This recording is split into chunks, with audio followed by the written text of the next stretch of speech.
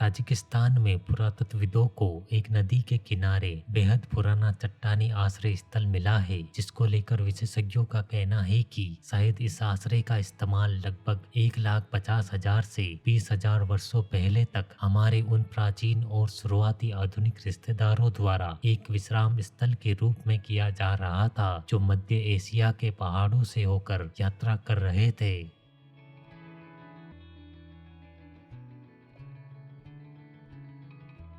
इस साइट को लेकर विशेषज्ञों का ये भी कहना है कि ये न केवल हमारे प्राचीन रिश्तेदारों के लिए एक आश्रय था, बल्कि समय के साथ नदी घाटी एक ऐसा प्रवास मार्ग बन गई थी जो चीन और रोमन साम्राज्य जैसी सभ्यताओं के बीच की विशाल दूरियों को जोड़ने लगी थी। और यही कारण था कि यहाँ न केवल प्राचीन मनुष्य ठहरा करते थे, बल्कि किसी समय यहाँ पर कई वर्षों तक शुरुआती आधुनिक मनुष्यों का भी तांता लग रहा था।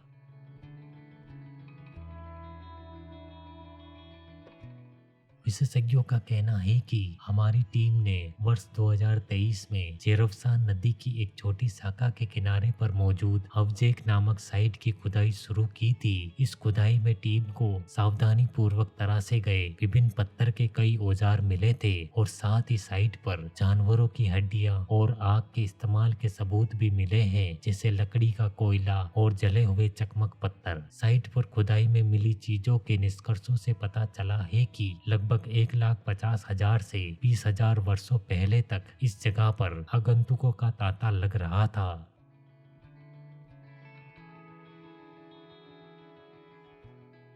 शोधकर्ताओं की माने तो इन पहाड़ों से निएंडरथल, डेनिसोवन और आधुनिक मनुष्यों के निशान मिले हैं, जो इस बात की ओर इशारा करते हैं कि किसी समय पर ये गलियारा विभिन्न मानव समूहों के प्रवास पथ पर एक ऐसा स्थान रहा होगा जहां पर वे मिला करते थे।